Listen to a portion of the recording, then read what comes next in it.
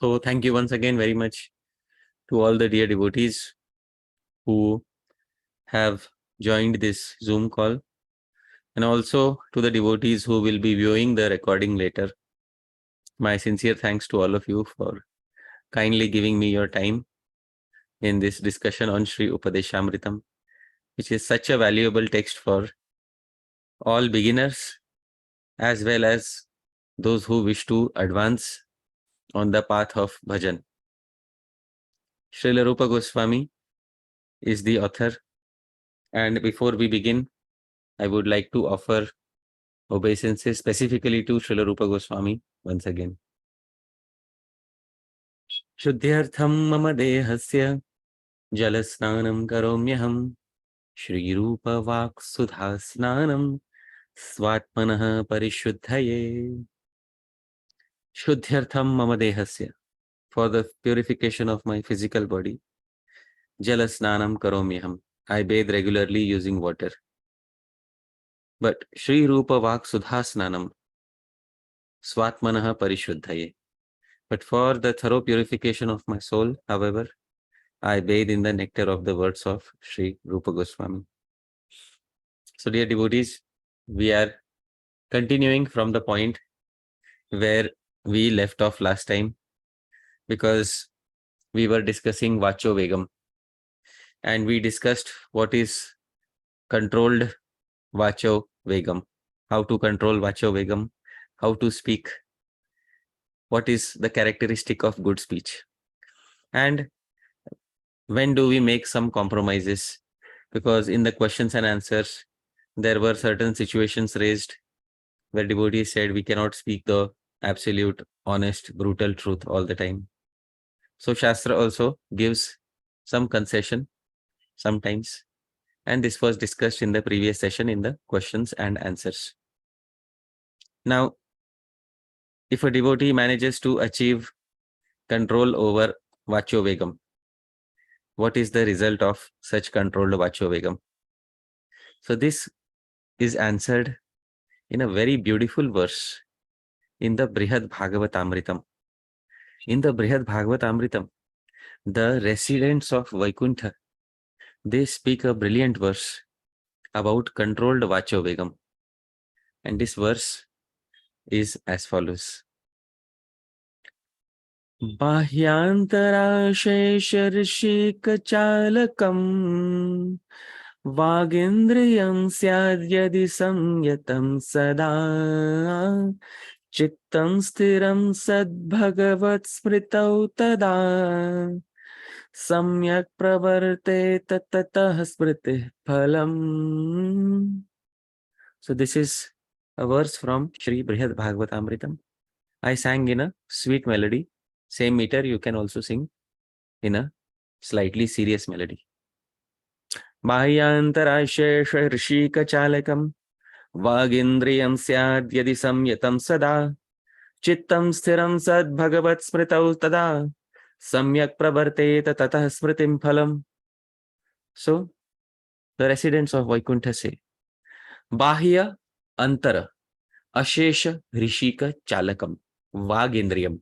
Vagendriyam, our speech faculty, is chalakam, is the potential agitator of ashesha rishika, many sense organs which are bahya and antara, located inside and outside.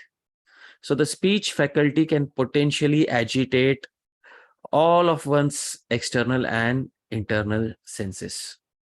So this is what the residents of Vaikuntha say.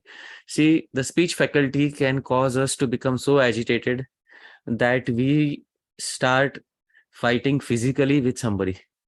So it is Vagendriya. It is our speech faculty that causes us, all the senses, to become agitated. So, Syad Yadi, if it becomes Samyatam, controlled, and not sometimes, Sada, all the time. If it becomes ever controlled, then what will happen? Chittam sthiram. Our chitta, our consciousness will become sthira, fixed. But fixed in what? Fixed in nothingness? No. Sad bhagavat smritau. in favorable smriti, in favorable remembrance of Bhagavan. So our consciousness will become fixed in favorable remembrance of Bhagavan tada at that time.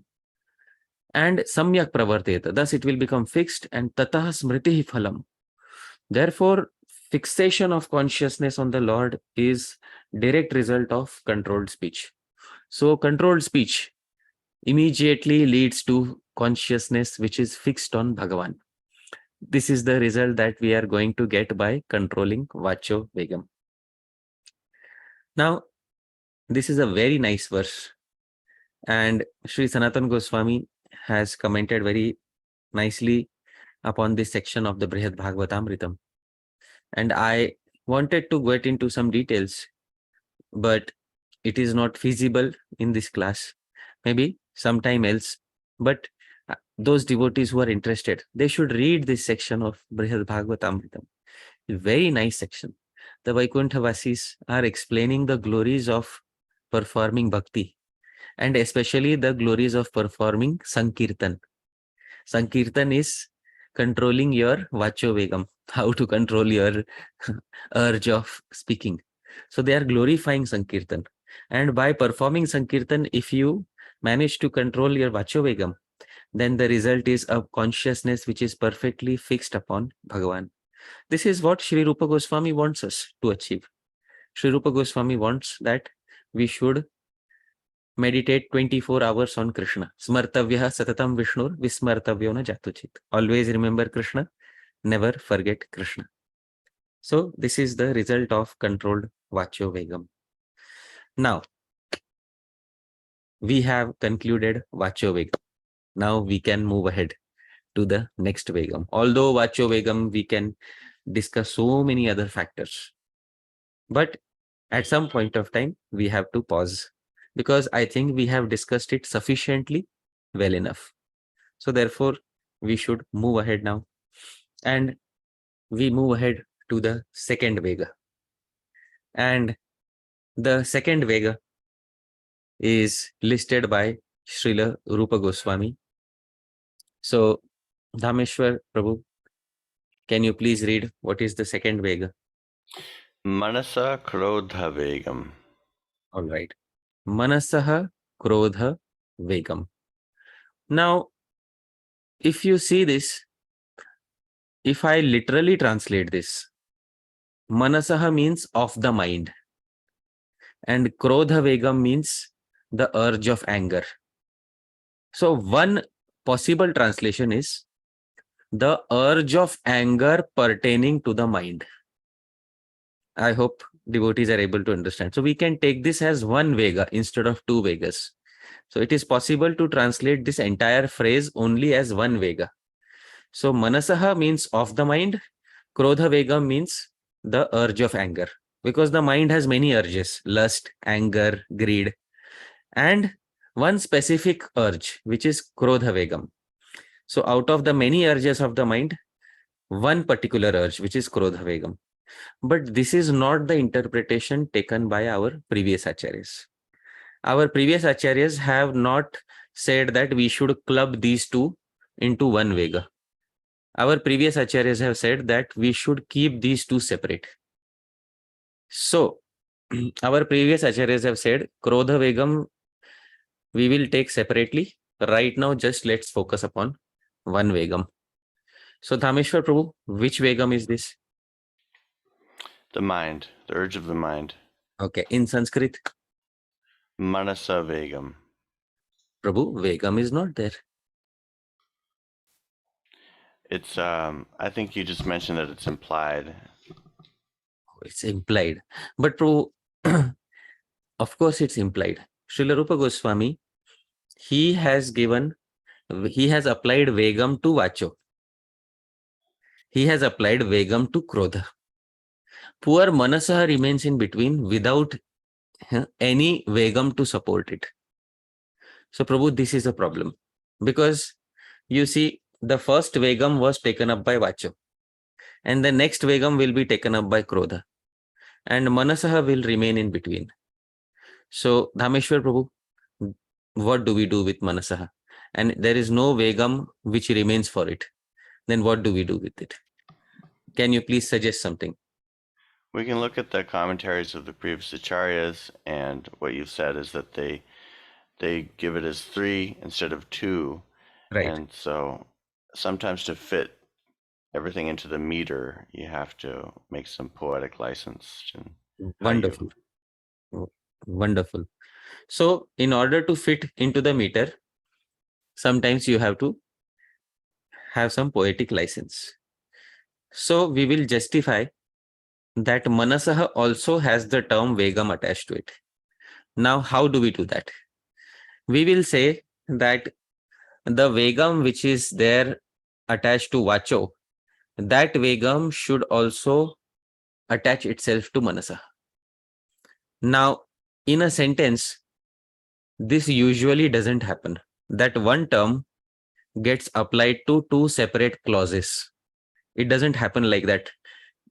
But it happens in an exceptional case. And in Sanskrit language, there is a specific maxim, a nyaya, to specify such cases. It is called Kakaksi Nyaya. Kaka means crow, Akshi means eye, eyeball, and Nyaya means maxim. So the maxim of the crow's eye. So there is a legend. Previously, there was a legend that crows have only one eyeball. And that eyeball, it flips between the left and right eye socket.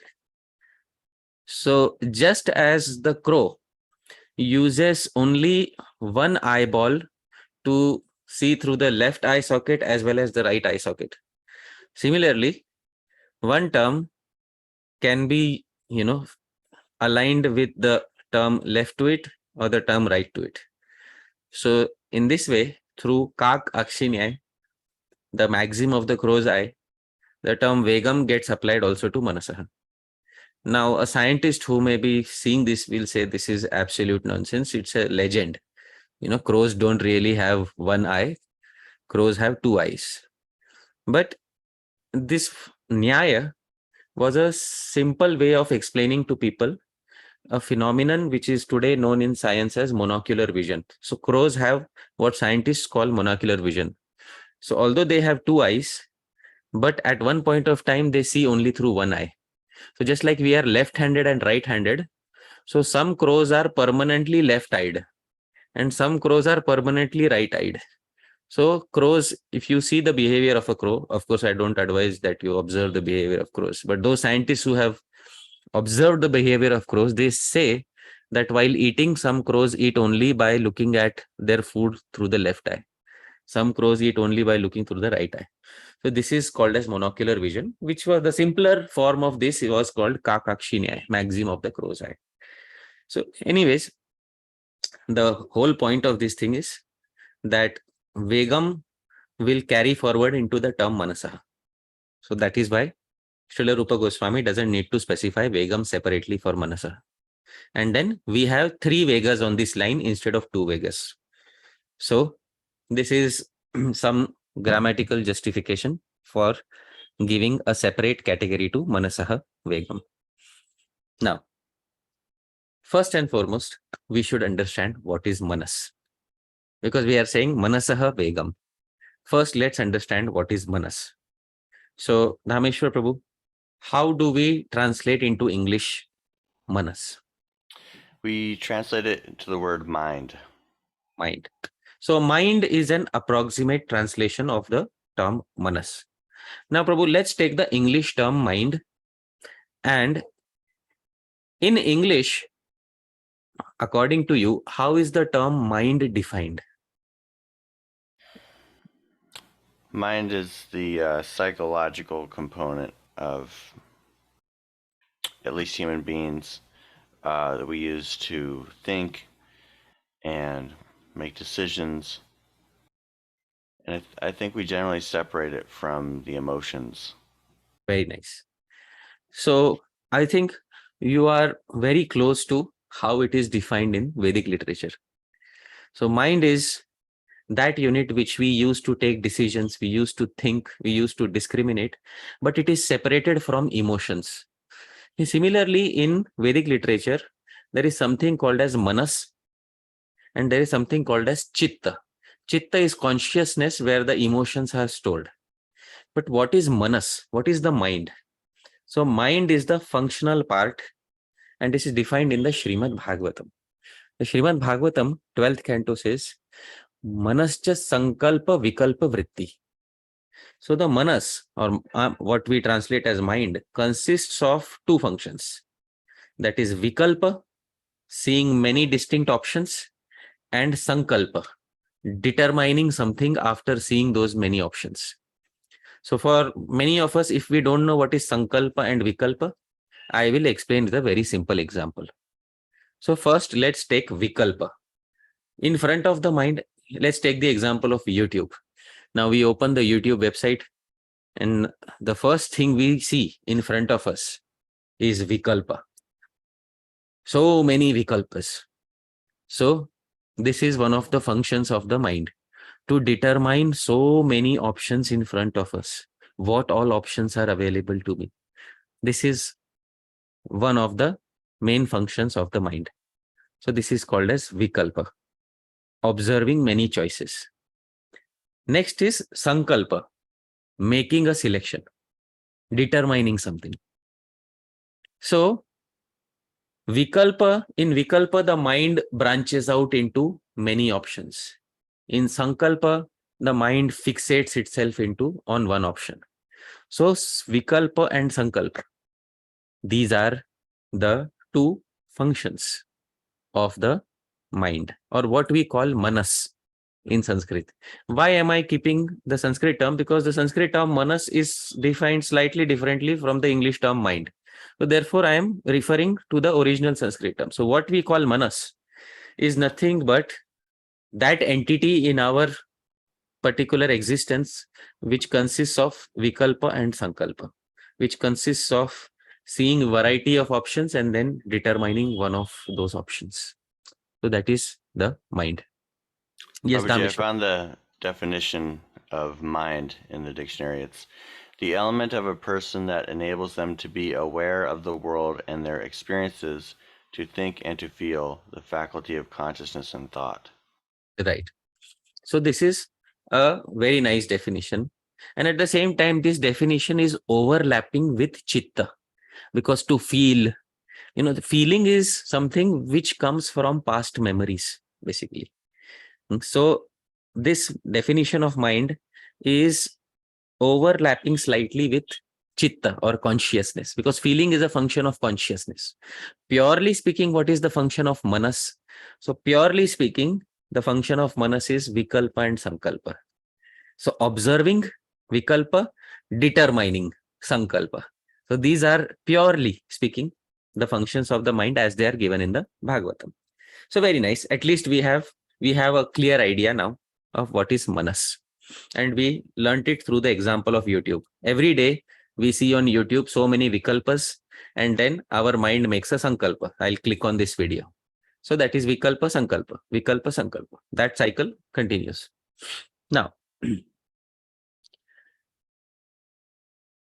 manasah vegam.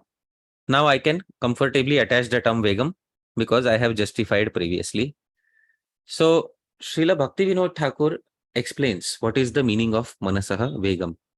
So Srila Bhaktivinode Thakura says manasah vegam means nana vidha manoratha. These are his exact words.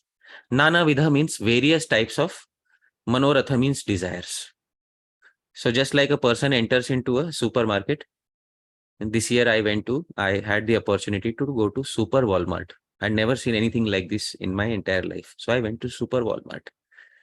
So once you enter into Super Walmart, it's like nana vidha manoratha. There are aisles and aisles of manoratha, aisles and aisles, lanes filled with fulfilling, potential fulfillment of many desires. So this is what is called manasah vegam. Many people, when they feel bored in their life, they end up going to the supermarket. Why? Because going to the supermarket generates manasah vegam. What sort of manasah vegam? Nana vidha manoratha. It generates various desires. And therefore, many people wish to go to the superstore just to have that fulfillment. They may not purchase anything. At the end of it all, they just come out and they just said, wow, I had a good time. That's all. But what they enjoyed in that duration was the experience of generating manasah vegam. So this is what Srila Bhaktivinode Thakura tells us. Nana vidha manogati. The generation of various desires is called manasah vegam. Now, Srila Bhaktisiddhant Saraswati Thakura, as usual, narrows the bracket down so much that nothing except for pure devotional service will be left. So previously also in Vacho Vegam, we saw that he narrowed the bracket a lot. So here also he is going to narrow down the bracket. So Shri Bhaktisiddhant Saraswati Thakura says manasah vegam means two things. First is avirodha pritihi. Avirodha means unrestricted. Pritihi means attachment. First is you let the mind run anywhere it wants, seeing everything, experiencing everything, thinking that the world is meant for my mind to enjoy. So no harm in, seeing and experiencing all the varieties of this material world. There should be no restriction on anything for my mind. Let the mind fly free. So avirodha, unrestricted, priti, attachment. Actually speaking, the material world doesn't have any ultimate enjoyment for the mind. Because whatever enjoyment comes, it doesn't persist. So ultimately the mind again becomes thirsty. So avirodha priti. Avirodha priti means unrestrictedly allowing it to roam here and there. Especially Srila Bhaktisiddhant Saraswati Thakura elaborates what is the meaning of unrestricted attachment. So he says unrestricted attachment means either unrestricted attachment to the opinions of those who are impersonalists, or unrestricted attachment to the opinions who are attached to karma kand or fruitive activities in the Vedas, or unrestricted attachment to anyabhilash, other sense enjoyment. Any sort of unrestricted attachment, even spiritually, when it comes to opinions of the Mayavadis, impersonalists, etc. If you start having attachment for all other philosophies besides Bhakti, Srila Bhaktisiddhant Saraswati Thakura calls it avirodha priti. That your mind is basically generating a vega, even though you think you are in spiritual life and I am exploring all these philosophies. So Srila Bhaktisiddhant Saraswati Thakura says it is basically avirodha priti, unrestricted attachment, even in the name of spirituality. And besides that, unrestricted attachment to sense enjoyment is also included in that. So this is avirodha priti. Second, he says virodha yukta krodha.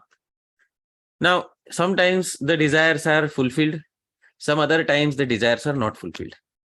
For example, let's say I was sitting at my home. I'm speaking of a hypothetical situation. Let's say I was sitting at my home. I felt terribly bored.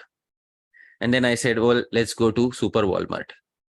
So I went to Super Walmart and I was anticipating that, I'll shop through various aisles and I'll see if there is something new.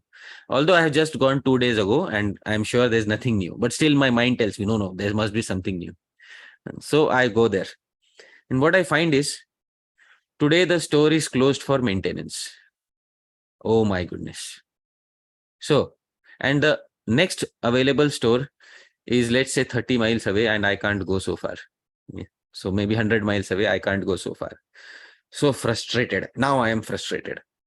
So virodha, my attachment was obstructed. Yukta krodha, so which led to frustration. So any frustration which arises from the attachments not being satisfied is also manasah vegam. So this is what Srila Bhaktisiddhant Saraswati Thakura says. Now, if you take these two definitions, then probably almost 24 hours of our existence, at least my existence, are in these two things, avirodha priti and virodha yukta krodha. Then I think my mind is always in a state of vega. So Srila Bhaktisiddhant Saraswati Thakura says there's only one thing which cannot be called manasah vegam. What is that? That is thinking of Krishna. And if there is any agitation due to thinking of Krishna, then that agitation doesn't come under manasah vegam. So that's like really narrowing down the definition of manasah vegam. But that is the nature of this particular Acharya, Srila Bhaktisiddhant Saraswati Thakura. Like, he doesn't like to accept anything short of 100% pure, 24 karat gold bhakti, only bhakti and nothing but bhakti. So, that is what Srila Bhaktisiddhant Saraswati Thakur's approach towards this entire verse is. Now, if our mind remains uncontrolled, so somebody may say it's such a strict definition of controlling the mind. Better than this is to give up. We will also take up the verse where Arjuna also will say to Krishna, "Oh Krishna, I think it's better to control the blowing wind rather than controlling the mind." So Arjuna also has thoughts of giving up. So when we read the commentary of Srila Bhaktisiddhant Saraswati Thakur, many of us may say, all right, I give up. Because if I have to follow that strict definition, I think it's easier for me to give up rather than take up this difficult task. So my answer to this is that we don't have to do anything unnaturally. Please try. First and foremost, nothing has to be done unnaturally. If our acharyas have said that something has to be achieved and we have not yet achieved it, it means that we have to come to that stage, but it has to happen naturally and gradually. Doesn't mean that we immediately give up. So, Srila Rupa Goswami says that if you don't have a controlled mind, something will happen. What will be our loss? So, Srila Rupa Goswami has specified a verse in the Bhakti Rasamrta sindhuh. Shokamarshadibhir bhavair akrantam yasya manasam katham tatra mukundasya spurti sambhavana bhavet. Srila Rupa Goswami says, Shokamarshadibhir bhavair akrantam yasya manasam. Yasya manasam, if there is one person whose mind is akrantam, is overpowered by bhavair, by negative emotions. What negative emotions? Such as shoka, lamentation, amarsha, indignation, etc. Then katham, what is the possibility? Tatra mukundasya spurti, that there will be spontaneous remembrance of Mukunda for that person. So he's asking a rhetorical question. So Dhāmeśvara Prabhu, can you tell us what is a rhetorical question? It's a question that's really a statement. Yes. So a question whose answer is already known, basically. So katham tatra mukundasya spurti. So what is the possibility that one will be able to remember Mukunda in such a situation? And the answer is there is no possibility. It is implied. So therefore it's a rhetorical question. So if our mind is overpowered by negative emotions, so then Rupa Goswami says our big loss will be that we will not be able to focus it on Bhagavan. Now, we might have noticed this in our practical day-to-day life. Whenever we are engaged in so many different material activities, the mind is agitated. It's very difficult to focus upon Bhagavan. Very difficult to focus upon Bhagavan. We have named our society International Society for Krishna Consciousness. Consciousness of Krishna is there, right there in the name of the society. How difficult it is to ensure that we are living up to the name of the society that we are members of. It's very difficult. That in the very name of the society, such a high standard has been set. International, Prabhupada could have named it much easier. International Society for Chanting Krishna's name. Like, something. And then we could have, many of us could have easily claimed, they see, we are chanting Bhagavan's name. We are chanting Krishna. And so we are members of ISKCON. Today, I feel hesitant in calling myself a member of International Society for Krishna Consciousness. Because quite frankly, and very embarrassingly, I don't live up to the name of the society of which I am a member. So how can I boldly claim that I am a member of the International Society for Krishna Consciousness? So Srila Rupa Goswami is saying that there is no possibility of constant Krishna consciousness if our mind is overpowered by these negativities. Not only that, Arjuna is also saying this in the Bhagavad Gita. And there is a very nice verse in the Bhagavad Gita where Arjuna says something.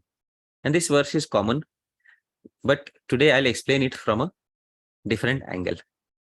Chanchalam hi manah Krishna pramathi balabadridham tasyaham nigraham manye vayoriva sudushkaram. So Arjuna ascribes 4 adjectives to manaha. See, I'm not leaving the term manaha. The most important thing is I'm not leaving the central term manaha, because that is how I have to connect the entire thread. Our vega is manasah vegam. So manaha, chanchalam hi manaha Krishna. Oh Krishna, the mind is certainly very chanchalam, fickle. Pramathi, brazen. Balavat, strong. And dridham, obstinate. Now I just spoke all these. I have to explain what is the meaning of chanchalam, pramathi, balavat, and dridham. It's very nice to understand the characteristic of the mind, because we are faced with a tremendous enemy. And if we are able to subdue this enemy, practically everything else will fall into line. First, let us understand our enemy. Our enemy has 4 main characteristics. The first characteristic is chanchalam. What is the meaning of chanchalam? So chanchalam means very fickle and unpredictable in behavior. For example, let's explain through analogies. A monkey may be sitting quietly on one branch of a tree at a particular moment, but it is impossible to predict the behavior of the monkey at the next moment. So similar is the nature of the mind, chanchalam. So when it comes to chanchalam, please remember this example. Chanchalam, like the monkey whose behavior is unpredictable. Second is pramathi, very brazen. So just as a hungry elephant brazenly attacks and shakes a feeble banana tree. So Dhāmeśvara Prabhu, what is the strength of the banana tree in front of the hungry elephant? I'm not sure. The plantain tree, it's called the plantain tree, is very weak, extremely weak. So the elephant comes and vigorously shakes the plantain tree and plucks all its fruits. So similarly, our mind is pramathi, brazen. Sometimes it becomes so mad for sense gratification. It comes violently and shakes our senses, just like the elephant shakes the plantain tree. And it shakes our entire existence to the core. Many of us might have experienced this. So this is pramathi, like the elephant who shakes the banana tree. So some of you can see, maybe later, you can see how an elephant shakes a banana tree. And you will see how the banana tree is utterly powerless in front of the elephant. Similarly, the senses become utterly powerless in front of the pramathi, brazen mind. Third is balavat. It's extremely strong. Now for this, I'll give an American example. So for example, in America, there is something called as bull riding. Now, balavat means very strong. Now, the most expert bull riders can sit on top of a bull for maybe, I don't know how many, 6 or 7, I don't know how many seconds. But beyond that, Dhāmeśvara Prabhu, is it possible for the most expert bull rider to sit on top of the bull? It doesn't last very long. It doesn't last very long. No matter how expert the bull rider is, at some point of time, just because of the sheer strength of the bull, everybody has to give up. Similar is the strength of the mind. So after some point, you will feel exhausted due to constant fighting with the mind. You will give up and the mind will conquer you. So balavat. And fourth is dridham. It's very obstinate. Very obstinate. For example, like a dog's tail. A dog's tail is always curled. Now you may take a very straight pipe and put a dog's tail in a straight pipe for 6 years. And after 6 years, you remove the pipe. So immediately what will happen, Dhāmeśvara Prabhu? It'll curl. So dridham, very obstinate. So these are 4 characteristics of the mind. Therefore, Arjuna says, Tasyaham nigraham manye vayoriva sudushkaram. Krishna, tiny winds like the wind coming from a fan can be controlled. But winds which are very strong, like storms, they are very difficult to control. But more difficult than controlling a storm is to control the mind. Tasyaham nigraham manye vayoreva sudushkaram. Consider it very, very difficult to control the mind. It's more difficult, or at least as difficult to control as the blowing wind. So Dhāmeśvara Prabhu, any hopes for us with these 4 conditions? The monkey, the elephant, the bull, and the dog's tail. All 4 combined into one entity, the mind. And you are fighting against it on your own strength, Prabhu. What is the hope? Krishna says that it's possible. That's a consolation statement, Prabhu. So that you don't give up. He says it's possible, and he says how? By practice and detachment. And you implied further answer when you said, can you do it alone? So as Vaishnavas or aspiring Vaishnavas, we don't try to do it alone, but with the help of Krishna. All right. So therefore, Arjuna on his own strength is unable to defeat the mind. Arjuna says, by my own strength, it is impossible for me. And sometimes some people suggest a very unique solution. Sometimes some people say, just ignore the mind. Whatever the mind says, just ignore the mind, nothing else.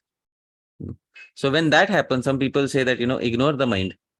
So that solution is also not appreciated by our previous acharyas.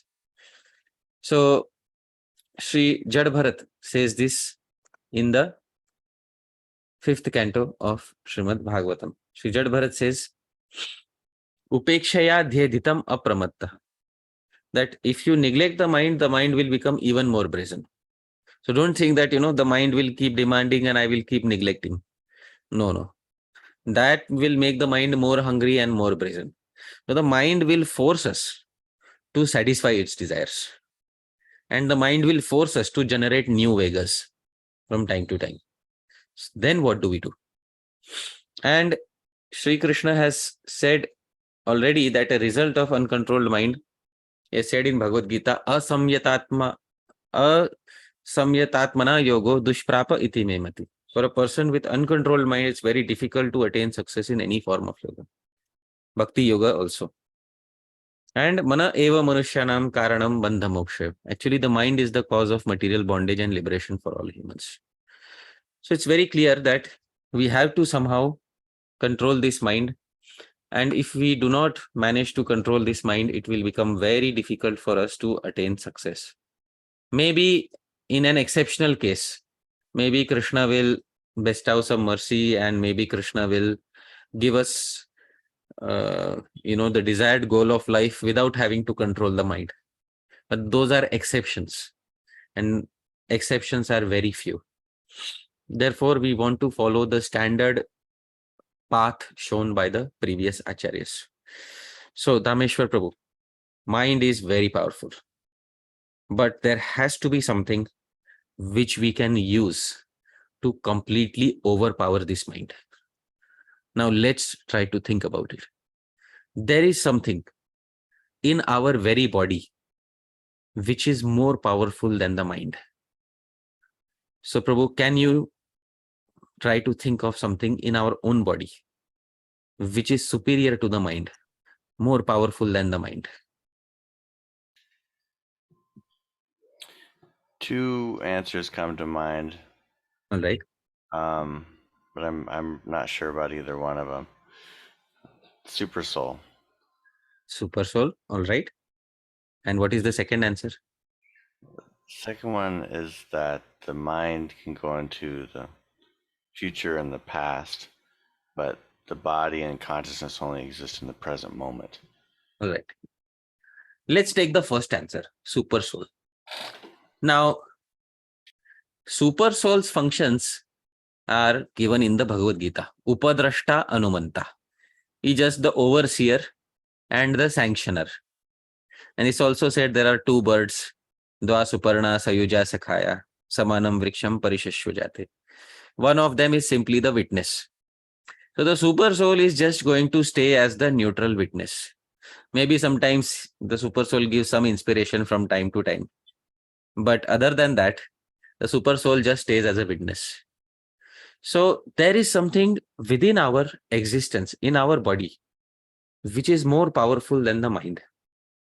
And if we manage to somehow understand the nature of this entity, then the mind will become completely powerless in front of us. So what is that? And Krishna has kept that secret in the Bhagavad Gita. Krishna says that there is a great ruler of the mind. And he says in the Bhagavad Gita, Manasastu para buddher, yo buddhe paratastu saha. He says intelligence is higher than the mind, and the soul is even higher than the intelligence. So Prabhu, we got some hope, a glimmer of hope.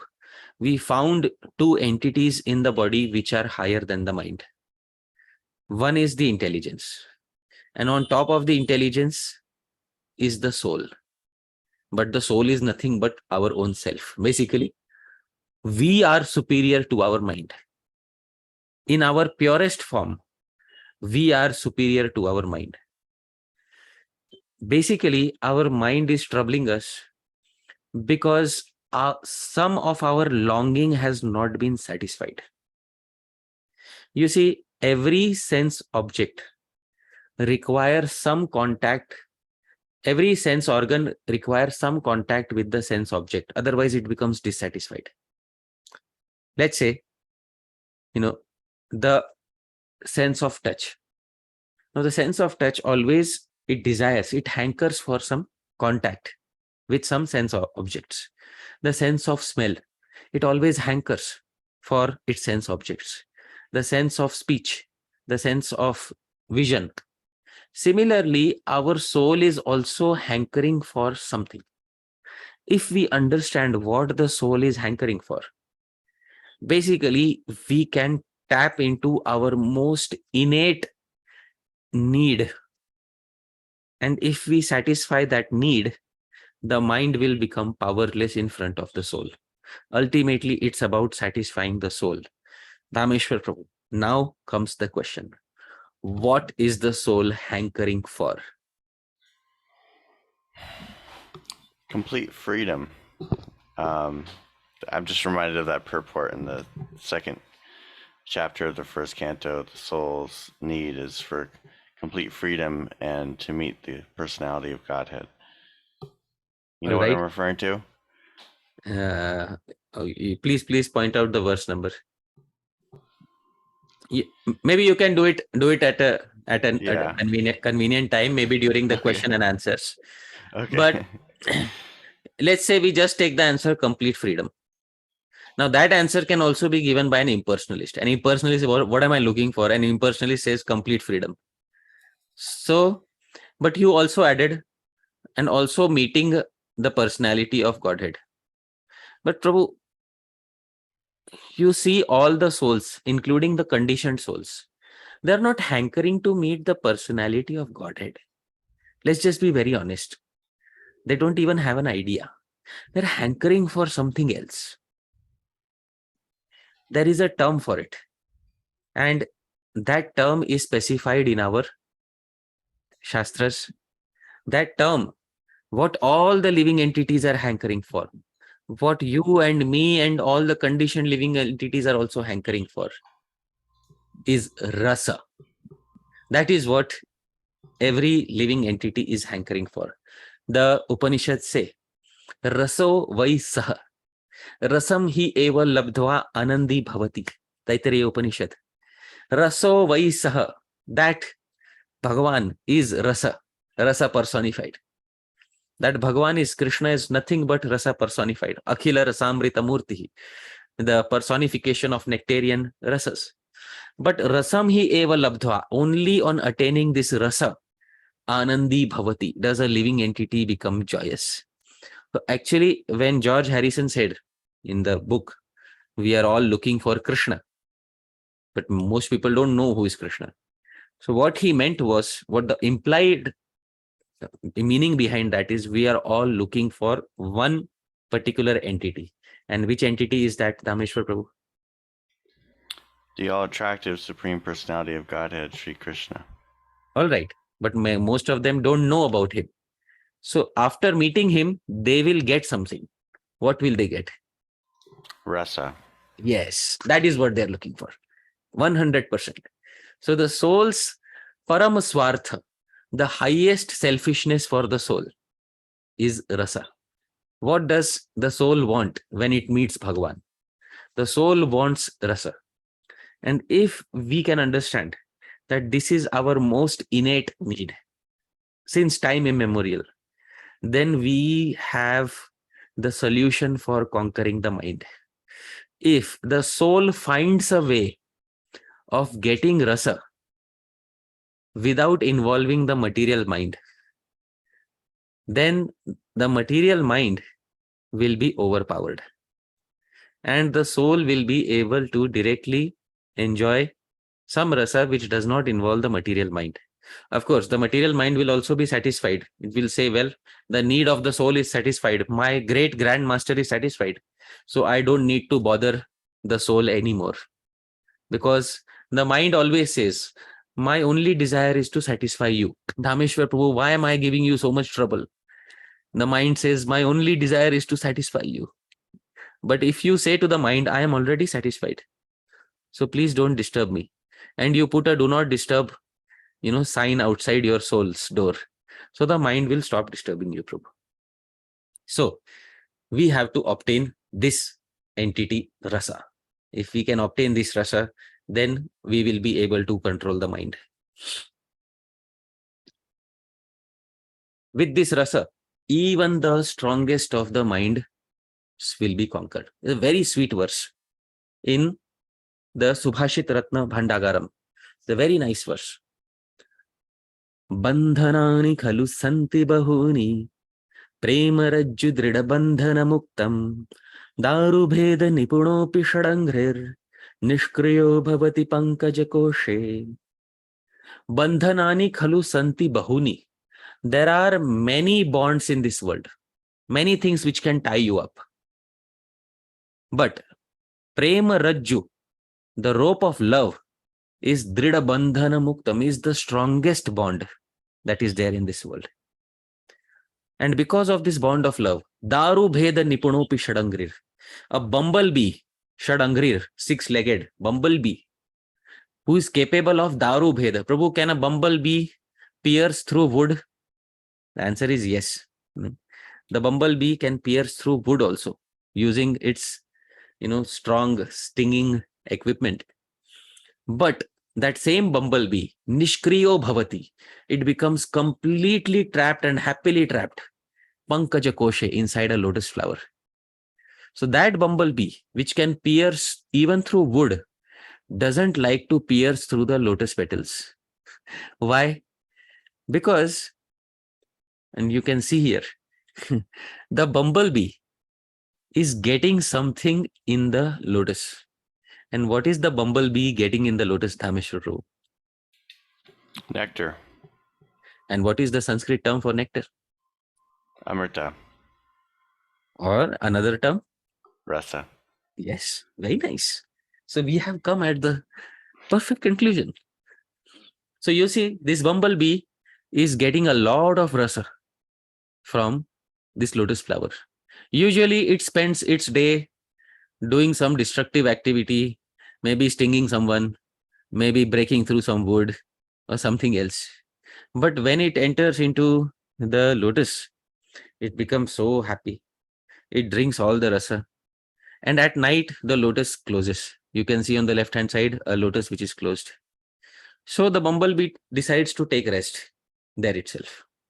So the bumblebee doesn't become afraid of it, doesn't pierce through the lotus, although it has the perfect capability to pierce through it. It stays inside. Why? Because a very strong bumblebee has been conquered by prema or by rasa. So this is the secret of conquering very strong entities. Very strong entities. Just like Prabhupada used to say, Alexander. But Alexander was also ruled by somebody. So Alexander was ruled by his wife. I think Cleopatra was his name. Am I correct, Prabhu? something like that. Yeah. Huh? I'll look it up. Yeah. So although Alexander was the ruler of the world, but Alexander was completely under the control of his wife Cleopatra. So this is how even the strongest entities are conquered in this world. Now, the authorities, all the previous authorities, they also agree on this point, that by obtaining ras, bhakti ras, we will be able to conquer the mind. Jad Bharat says this thing in the 5th canto itself. Because Jad Bharat had previously said, don't neglect the mind, otherwise it will become even more brazen. Later, Jad Bharat gives the solution. Gurur Hares Charanopāsanāstro Jahi Vyalikam Swayamatmamosham. Gurur Hares Charana Upasana Astra. You become equipped with the weapon of service, Upasana Astra, to the charan, to the lotus feet of Guru and Hari. So worship and meditate upon the lotus feet of Hari. Think about the lotus feet of Hari. Start deriving bhakti ras by meditating upon Hari. Then Jahi Vyalikam, conquer the material mind. Swayam Atma Mosham, because it is the great deluder of the soul. If you don't conquer it, the mind will overpower you. But if you conquer it by using rasa, then you will be truly victorious over it. But how do you conquer it? Through the weapon of service. Service here means bhakti. Through the weapon of bhakti ras at the lotus feet of Hari and Guru. So by that you can very easily conquer the mind. Very easily. Kapil Muni also says in the 3rd canto, Bhakti yogena tivrena viraktyacha nayed vasham. Through rigorous execution of bhakti yoga, not just preliminary execution, rigorous execution. Rigorous means you should uplift yourself to such a level that you are experiencing ras in your execution of bhakti. Rigorous execution of bhakti yoga. And also viraktya. And through detachment in general, one should bring the mind under control. So if you execute bhakti yoga in tivrena, in a manner which is, very rigorous to the point that you are able to derive rasa out of your execution of bhakti, then nayed vasham, then mind will be very easily conquered. And then manasah vegam is very easily done. So, Shri Narad Muni therefore gives a very transcendental solution. He says, Tasmat kenapi upayena manah krishne niyojayet. Therefore, through any means whatsoever, engage the mind in thinking of Krishna. Prabhupada used to say, Yena kena prakarena, somehow or other think of Krishna. That's just a derivation of this verse of Narad Muni. Tasmat kenapi upayena manah krishne niveshe. Therefore, through any means, think about Krishna. Narad Muni was speaking about how Shishupal used to think out of, envy. Kamsa used to think out of fear. And then Narad Muni says, through any means, think of Krishna. But Rupa Goswami says, don't think unfavorably like Kamsa and Shishupal. You should think favorably. Anukulyena. So this verse means through any favorable means. For us, this verse means through any favorable means. Don't become inimical, because it's easy to become enemy. To start abusing Krishna in your mind like Shishupal. So not like that. Through any favorable means, engage the mind in thinking of Krishna. This is how the mind should be conquered and controlled. Now, somebody may think, wow, very nice, we got a solution. So let's open the books of the previous acharyas. Let's open Srimad Bhagavatam. Let's start deriving Bhakti Ras. Sounds like an easy solution, Dhāmeśvara Prabhu? It's not so easy. Not so easy. So there is some particular personality who is needed, because getting Bhakti Ras is not like taking a self-help book and opening the book and then reading the self-help book and then, just the Bhakti Ras starts flowing. No, that doesn't happen. So mind control or getting Bhakti Ras is not self-taught. It needs the expert guidance of a guru. Like in the previous session also, there was a question about why the guru should be there physically present. And I answered by saying that this is somebody who should be there to correct our mistakes. If we are making some, and I also gave the example of a child who's studying in a preliminary class is being taught the alphabet. A child cannot self-teach the alphabet to himself or herself, because somebody should be there to correct the errors. So similarly, we need a guru to teach us how to experience Bhakti Rasa. It has to come from a guru who is realized. This is specified in the Srimad Bhagavatam, in the 10th canto, in the prayers of the personified Vedas. So this meter is a very special meter because the Vedas are offering prayers. This meter is called Narda Takam, and a very different way of singing it. I'll try to sing it. So please listen to this verse. Vijitarshika vayu biradanta manasturagam ya iha yatanti yantumatilola mupaya khida vyasana shatanvita samabhaya guros sharanam vanija ivaja santyakrita karna dhara jaladhau. So the personified Vedas are glorifying Bhagavan Shri Krishna, and they are saying that there are many individuals who neglect the feet of the Guru and try to control the restless, unbridled horse of the mind by controlling the various senses and the breath and undergoing various troubles such as reading self-help books on this topic. Such individuals find themselves afflicted with hundreds of difficulties on their path in this world. And their condition is exactly like a merchant's who undertake a voyage on a ship without taking shelter of a helmsman or a captain.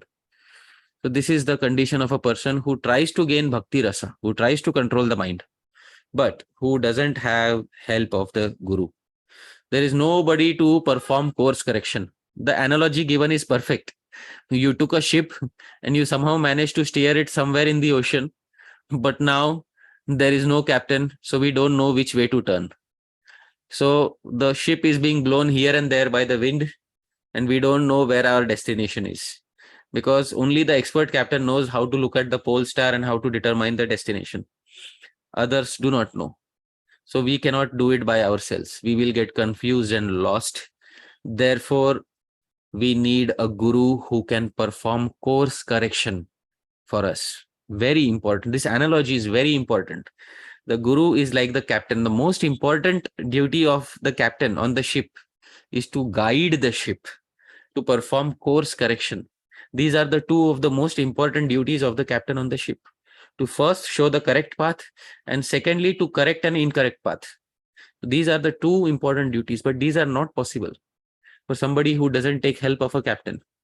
Similarly, somebody who doesn't take help of a guru, he may have hundreds of books, but such a person, when he makes a mistake, there will be nobody to show him or her that, dear son or dear daughter, you have made a mistake, you need course correction at this point of time.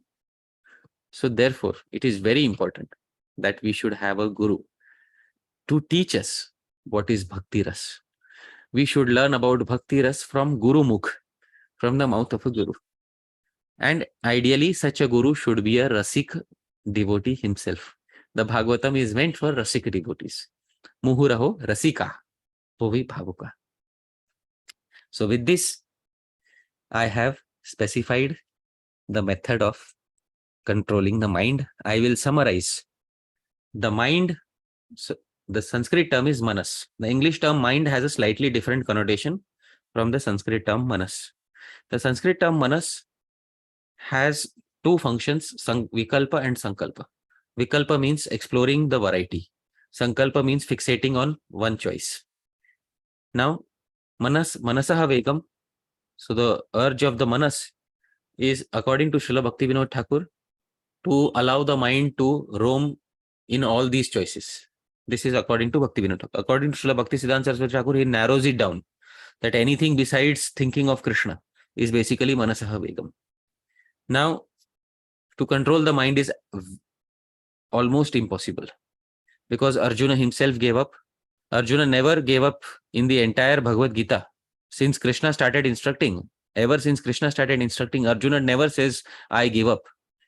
But only for once he says, I give up, when it comes to controlling the mind.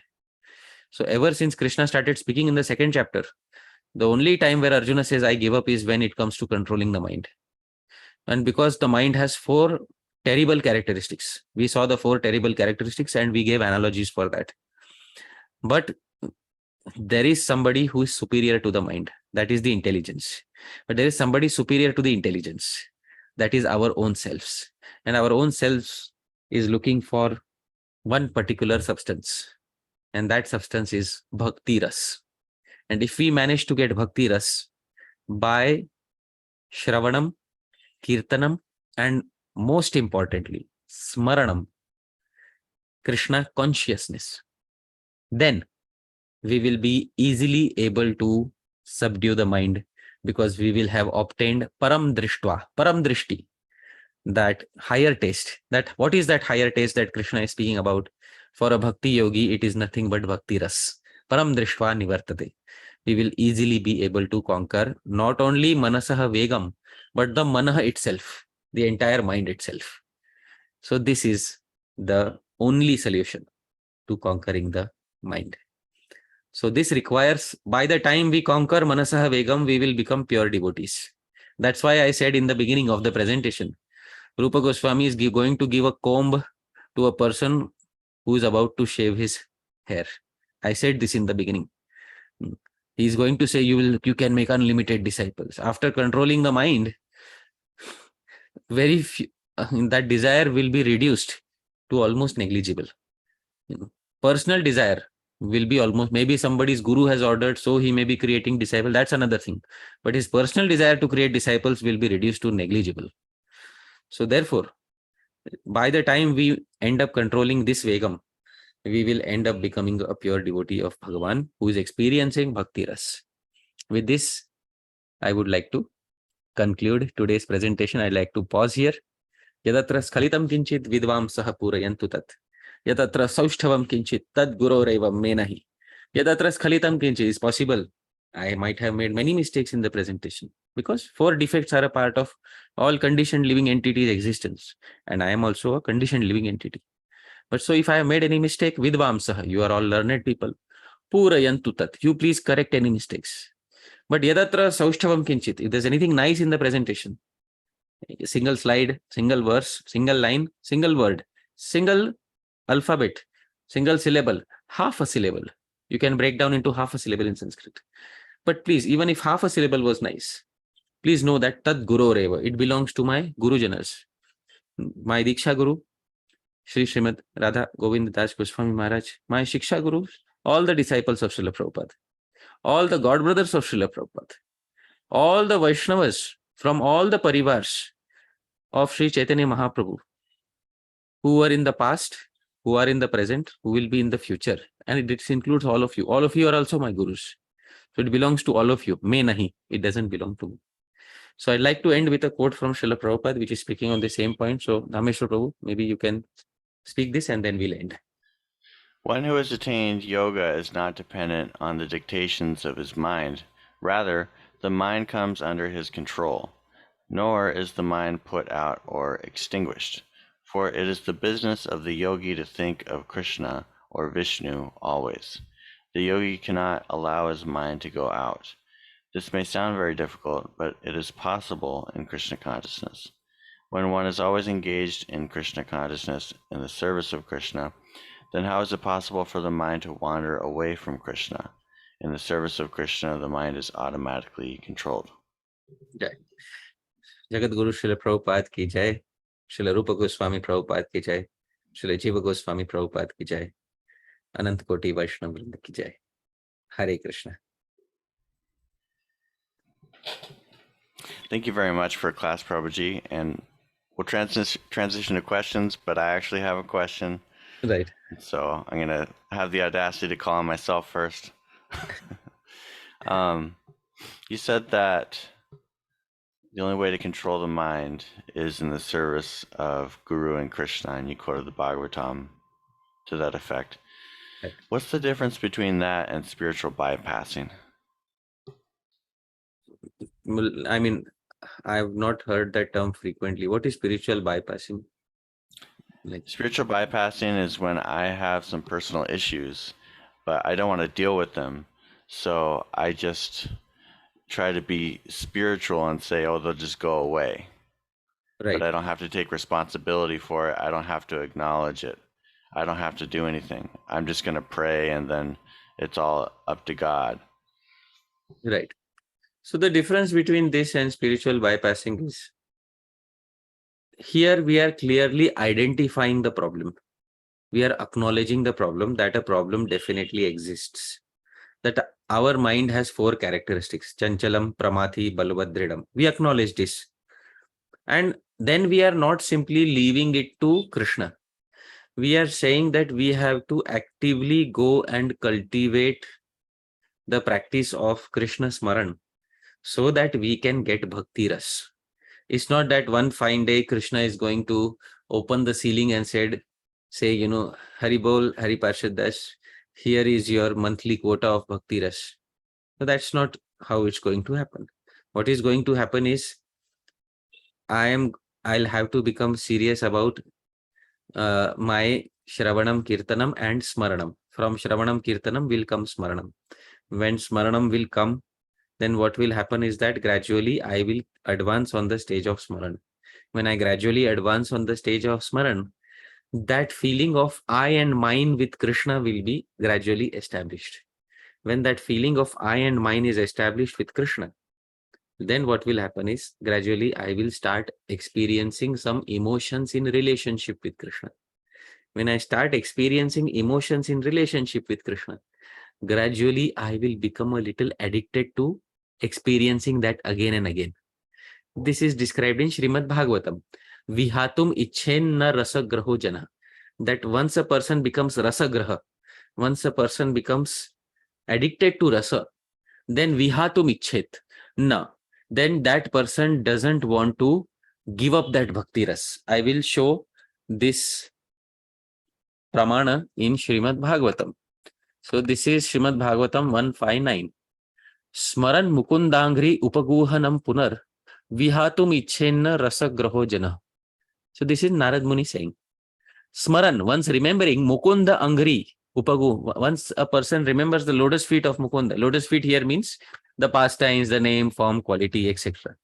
Once a person remembers Lord Mukunda, Punar Vihatum Icchenna, he will never desire to give him up. Why? Because there is a reason. Rasagraha. That person has now become addicted to rasa. So the lion has tasted blood. Let's just put it that way. The lion has tasted, lion cub has tasted blood for the first time. So Prabhu, what happens after the lion cub tastes blood for the first time? Please tell me. It develops the desire for more and the Yes. desire to fight and kill. Right. So that desire will develop within your heart. So Prabhu, you can read the translation here. From here, Prabhu, a person who has once relished the taste of the lotus feet of the Lord can do nothing but remember that ecstasy again and again. Right. So he just wants to remember that experience. He will run behind getting that experience.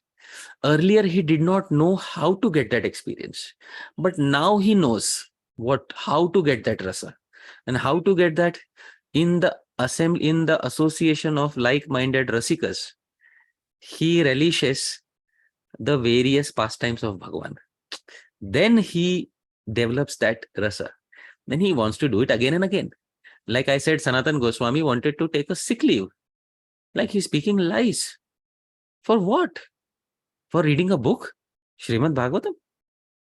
So it's not just a book. It's an experience. And that experience is such that it has the capability to overpower all other experiences that a person has had in this world.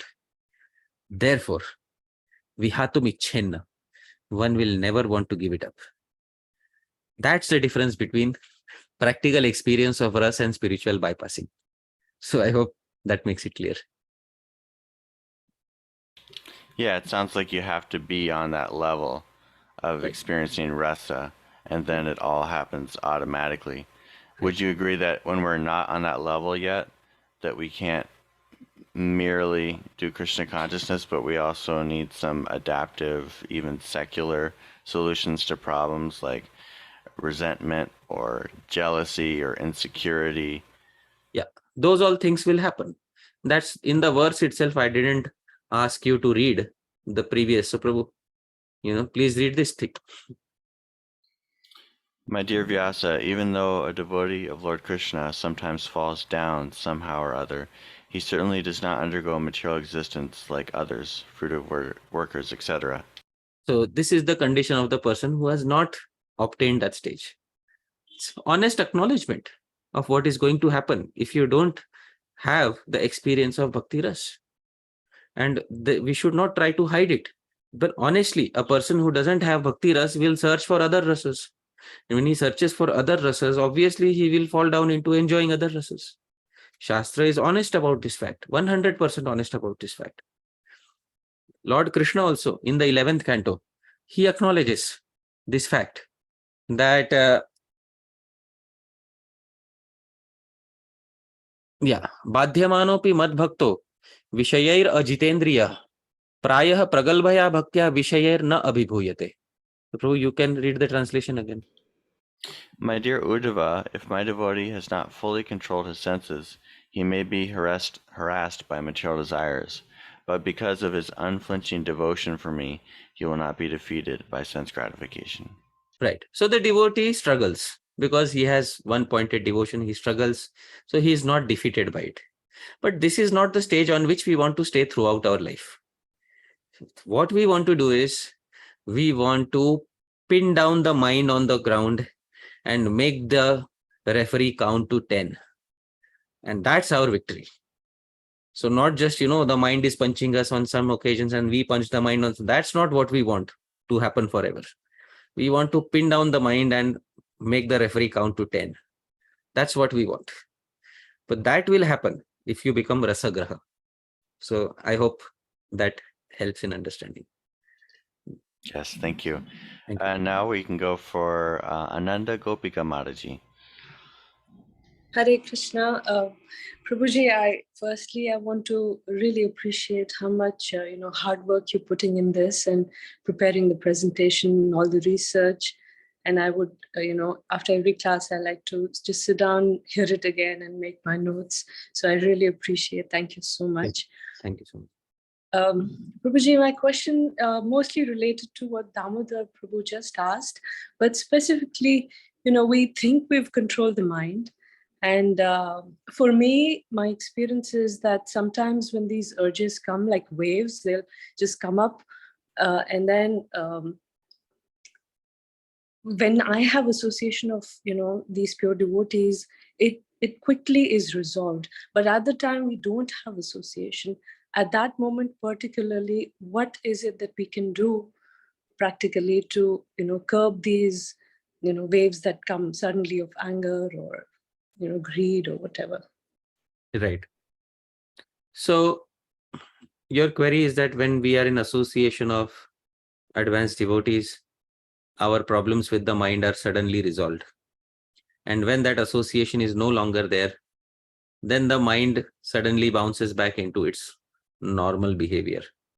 Well, that is happening because the mind also needs some space to express itself.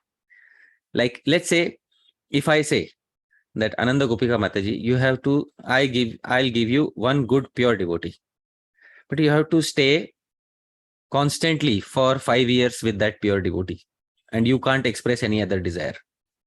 Will you happily agree to it? No. Why? Hey, I'm giving you 24 karat gold. Yeah, but I myself am not pure, so those desires I would want to. Otherwise, I will not be happy all the time. Oh, that's important, right? You need your own space to express yourself. Your mind needs some solitary time, and it is in this solitary time that we are our own selves, 100% who we are. Like when I am alone, when the camera will switch off after this class, when there's nobody in the room, I will be 100% Hari Pārṣad Das.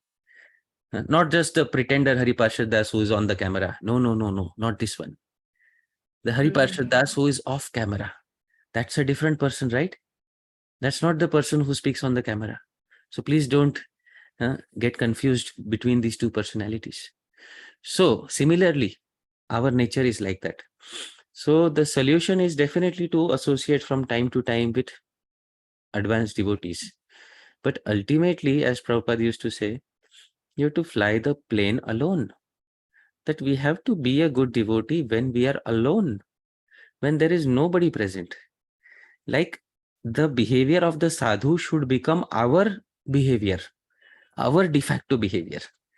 The final solution is when we become a good sadhu. But that will take some time. The mind is going to express itself. The mind is asking, why should I behave like this? Why? And we are not able to give it a reason. We don't have the answer to that why. The entire process of bhajan is to find an answer to that why and to feed that answer to the mind and satisfy it. Why should I become a sadhu? What is the use of this sadhu lifestyle? Why should I become a sadhu? The day we are able to give a proper answer to the mind, and the proper answer is because by becoming a sadhu like this, you will have the best variety of enjoyment, which is continuous, everlasting, which will continue even after the death of this body. Would you like to have that, Ananda Gopika Mataji? Yes or no? For sure. For Then sure. the mind immediately says, give me a sample. So that sample, how to make the mind taste that sample? That is the art of bhajan, right? That is how. So that we have to learn from the sadhus. That when we are alone, how to make the mind taste Bhakti Rasa. That is the solution. So if we can manage to achieve that, then in our personal time, lonely time, solitary time, we will be able to perform our bhajan nicely. That is the perfection of our existence. Not that from time to time run to a sadhu to escape from our own mind. That's also good. The ultimate solution is not that. Therefore, I asked you, are you willing to stay 5 years continuously with a sadhu? You said no. I will also say no, because too much. Like, who will stay 5 years with a sadhu? Right? Prabhupada's servants, they kept changing every few years. We know why. Because it's too much to stay with a pure devotee, right? Why is it so? Because we are not on that same platform. We are not like-minded to them. So the solution is to become like-minded to them and to attain the same platform. That's all. Like if I tell you, you have to stay with a mathematician for 5 years. It became crazy. No, I can't stay with a mathematician for 5 years. All they are speaking about is calculus. Who wants to hear that for 5 years? But let's say you become an accomplished mathematician. And then I tell you have to stay with a mathematician. They'll be your room partner for 5 years. You say, oh, happily, I want a mathematician as a room partner so that I can discuss my theories with them and they can discuss their theories with me. That's all. Yeah, that's what marriage is. Yes, that's a perfect, All right. Thank you so much, Mataji. Hare Krishna. Next we have Bhavya Bhagavan Prabhu. Yeah, Hare Krishna, dear devotees. Sorry for any inconvenience caused by me. Sorry. Prabhu, thank you so much for your class. I just feel it's like revisiting those old Mumbai days when we used to have our class at Narottam Prabhu's place. Prabhu, I've got two doubts if I can ask Prabhuji. Sure. Prabhuji, my first doubt is like you mentioned like Guru Hare Charno Pasna Astro Jahi, right?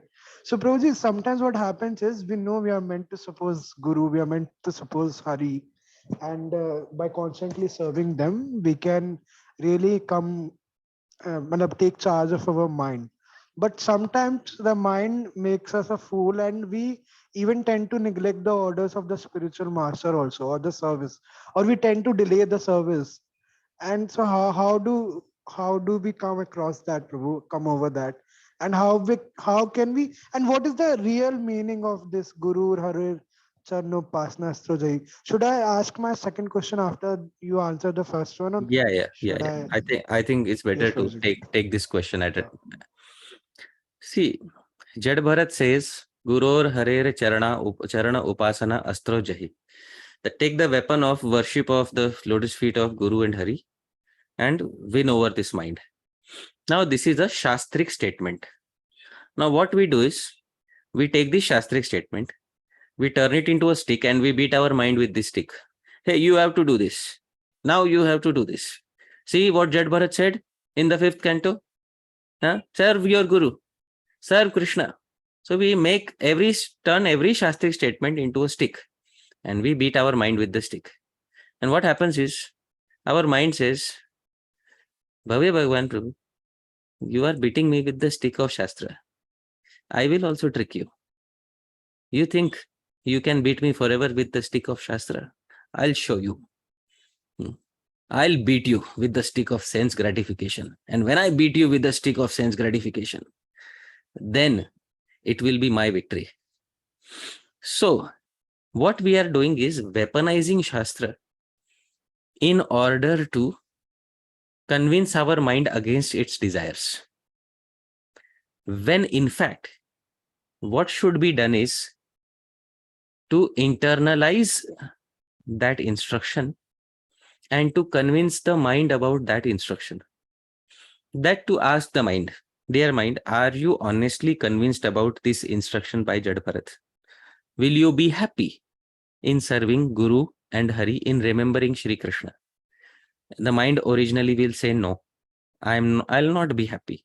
Still, to tell the mind, let's take small doses of it. No issues, right? The mind says, okay, no issues. Let's start with small doses. Then every day you make the mind relish some Bhakti Rasa, practical experience. Pratyaksha-vagamam dharmyam. Then gradually the mind itself comes and says, hey, Bhave Bhagwan, yesterday, nice experience. Let's try today again. So I hope you're able to understand. You see, when the British came to India, Indians were not addicted to drinking tea. So the Britishers wanted to make a business out of tea. So what did the British do? They gave free samples of tea everywhere in India, like free tea. Now, Indians, if they get anything for free, Indians will take it in dozens. That is what Indians do. You just give them free. So Indians took tea for free. And then the result is entire India is addicted to tea nowadays. Not even the British are so addicted to the tea as the Indians. Srila Bhaktisiddhant Saraswati Thakura had to make a rule that no intoxication includes no drinking tea. There is a reason for it. Because the Britishers had made the Indians terribly addicted to tea. How? By giving free samples. You see? Why don't you give your mind some free samples instead of beating it with the stick of Shastra? I hope you're able to understand. All right? Yeah, thank you, Prabhuji. Prabhuji, the other thing you mentioned in your class was like we have to give ourselves Bhakti Rasa, and that can be achieved through Shravanam, Kirtanam, and Smaranam, and Right. more so through Smaranam. Now, Right. my question is the way to achieve Bhakti Rasa is when, just a second, Prabhu. So it's dependent on Krishna's mercy, one thing. And when we are not offensive towards the holy name and to the Vaishnavas, then only we have some hope to get a higher taste or the Bhakti Rasa. So how do we really reconcile this, Prabhu, with Shravanam, Kirtanam, and Smaranam? And please correct me if I have a wrong conception about it. And please guide Prabhu how we can get the higher taste. Like, I mean, it's also important not to be not offensive towards the holy name and Vaishnavas and be really dependent on Krishna's mercy to get the higher taste. Yeah, 100%. Now, often devotees ask on this line of question that although we have to get Krishna Prema or Bhakti Ras, but there is this aparadh, there is that aparadh, there is this offense, there is that offense, and so many offenses are blocking me. So the thing is, when you have made up your mind, if you have really made up your mind, if we have really made up our mind, then we will run on the path. Offenses may happen, will happen. There are remedies for all offenses. But are we willing to run on the path? Most important question is, are we willing to run on the path? Who complains about the thorns on the path? A person who doesn't want to run on the path. Let's just be very honest about it. I hope you're able to understand. Prabhupada used to speak the story of Bilva Mangal Thakur, like he was crazily in love with a particular lady. Now, so many obstacles. There is a river, there's a snake, and so many. And who cares about obstacles? Bilvamangal Thakur just crossed all the way. That's all. He knew how to overcome all the obstacles. So, this talk about obstacles is our mind telling us better to escape. All right, don't walk because there are too many thorns on the path. I hope you're able to understand. If there is a fire burning in our stomach, truly, then we will overcome all the obstacles and we will know how to overcome all the obstacles. Obstacles to the holy name are overcome by chanting the holy name. Namani eva haranti agham. There is a verse from the Padma Purana. It's given in the Hari Bhakti Vilas that offenses committed to the holy name are driven away by a better understanding and better japa of the holy name itself.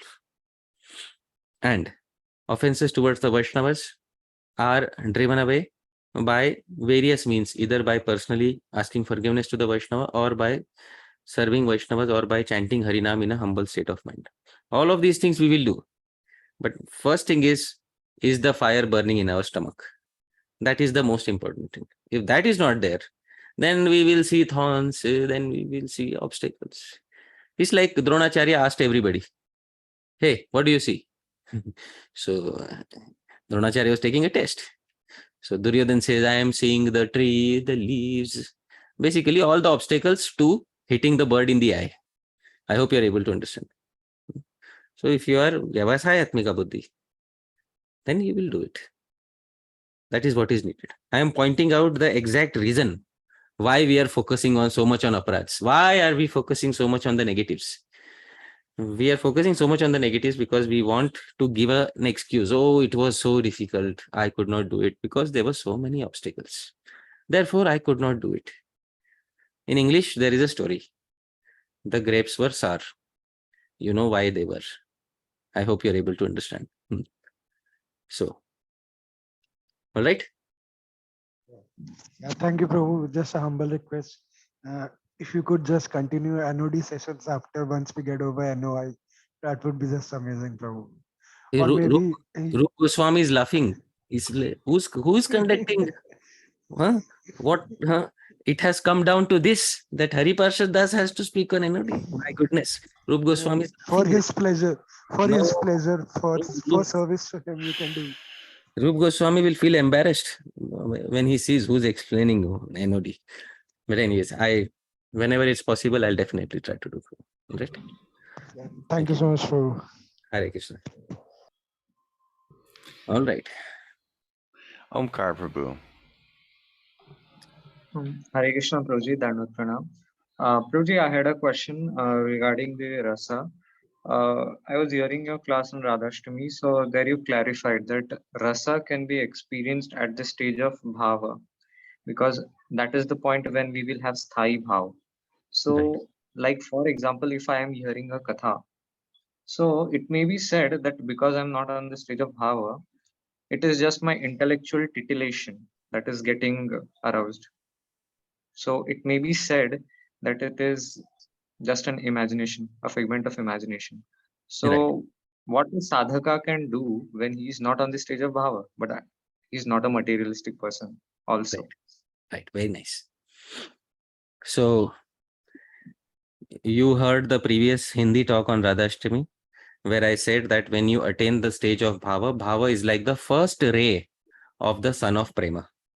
So when bhava arises, it's like turning the tap on a little bit, so drops will fall. And when prema arises, the tap is fully opened. That's the analogy I gave at that time. So the rasa flows freely. In bhava, it flows drop by drop, drop, little bit. Now, a person who has not even attained bhava, that person sits in the class. So he is also deriving some pleasure in the class.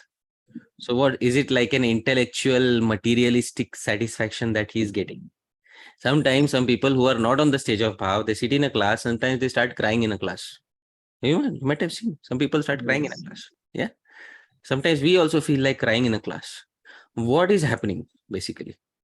So Srila Rupa Goswami says This is called bhava abhas, bhavabhas. Bhavabhas is semblance of bhav. So semblance of bhav means it's not actual bhav, but it is a semblance of, because bhav persists, but bhav abhas doesn't persist. I hope you're able to understand. Bhav persists. It is sthai. Bhav is permanent. So it will persist in your heart. But bhav abhas doesn't persist in your heart. Let me give you an example. Let's say you, not you, but let's hypothetically, let's say you go watch a movie. The movie is about romance. Like in the movie, you saw the actor expressing his love towards the actress. And for a moment in your heart, you felt, wow, this is true love. I feel it. So you came out of the movie theater. Now you are back to normal. You don't have a girlfriend. And then I assume, and you don't have a girlfriend. No problem. Don't blush, Prabhu. So, you don't have a girlfriend. And then, so it arose in your heart and it again. But then later, after a few days, you fall in love with a girl. Now, 24 hours, you are thinking, my goodness, where is she? How is she? I love her so much. This is the way she smiles. Did you see her eyes? How she looks? I hope I get to speak to her once. So it has become sthai now. Now it's permanent. It's part of your existence now. I hope you're able to understand. So that's the difference between a person. I gave a mundane example so that you could understand what happens in spiritual life when bhava and ras actually arise. So rather than passively experiencing some symptoms of bhava bhas, you get to actually actively participate. When you get to actively participate, then ras begins to flow. Ras begins to flow. Krishna is yours. You are Krishna's. Then who will stop? That's it. I hope it is clear. Yes. Right? Prabhu, when the Shastras say that a devotee should relish the Bhagavatam, for a sadhaka also it says kind of these things like, we should relish the katha. So what is the meaning of that relishing? When it says you should relish, it means you should derive ras out of it. If you can't do it with your own strength, sit in the association of a rasik and get it from it. All right? We will get the impressions from the heart of the Rasika Bhakta on us. 100%. Sit with a drunkard. Then only you learn how to drink. Sit with a drunkard. You can't learn how to drink just by purchasing a book on how to drink. First, you have to sit with a drunkard. That is the art. And it's not going to happen so easily. You see, I have not tasted, but I have heard from others. It's very bitter. You might have also heard. It's very bitter. Yeah. So, but when you sit down with people who are like-minded, then first time we taste. And Prabhupada gives this example in Teachings of Queen Kunti. Initially, it's bitter. Then you sit down with like-minded people, drink. One day you become big drunkard. So this example I took from Srila Prabhupada. How do you become big drunkard? By sitting in the association of drunkards. That's all. Otherwise, by yourself, you will not become. You will not become. Right? You have to have some taste in it. So sit with others. It's a very personal process. Yes, Prabhuji. And Prabhuji, I had one small question. Prabhuji, it was regarding pariprashna, like when we do pariprashna towards Diksha Guru, Shiksha Gurus.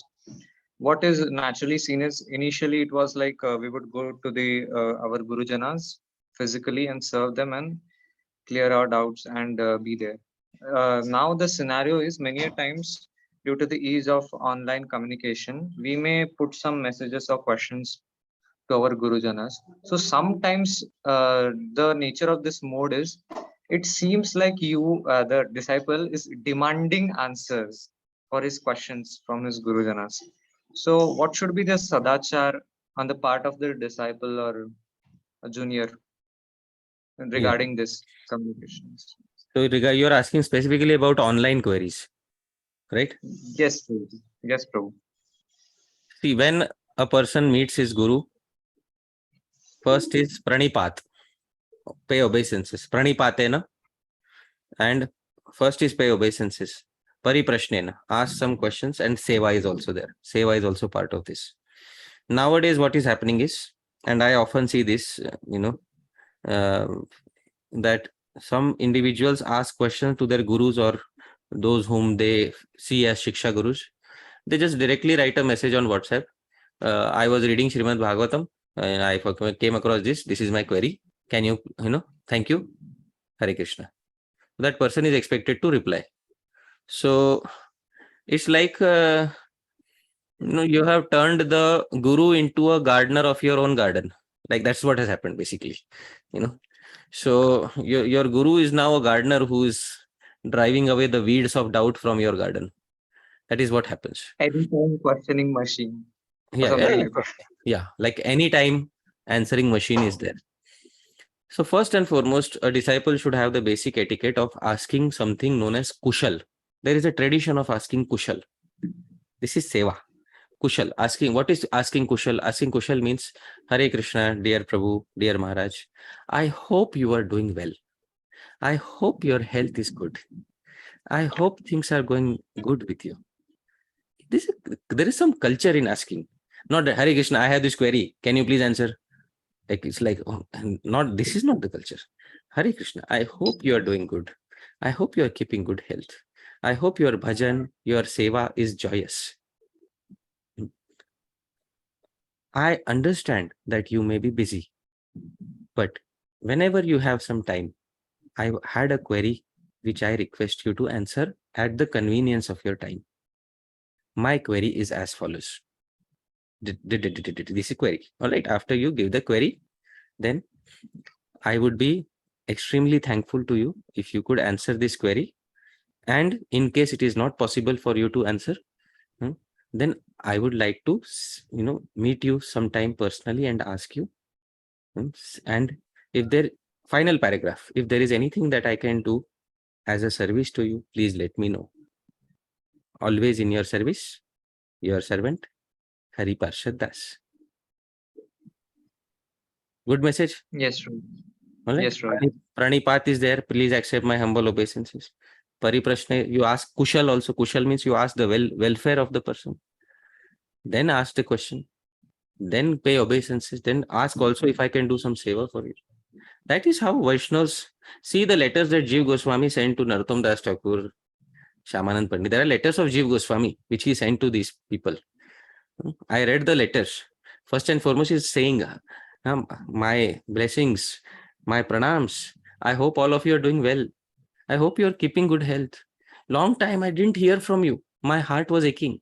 I didn't hear from you long time. I hope you are doing okay.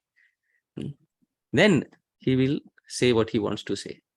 Then at the end he will say, once again, all my good wishes are with you. Please carry out your work very nicely. If a guru is speaking to disciples like this, can you imagine how a disciple should speak to the guru? Yes, Shri. So, and now today's culture is different. Hare Krishna, I have a query from Srimad Bhagavatam, 2nd canto, 3rd chapter, verse number 14. I can't understand this verse. Why did Prabhupada translate it like this? Thank you very much. Hare Krishna. So, then if you don't reply, Hare Krishna, are you angry with me, Prabhu?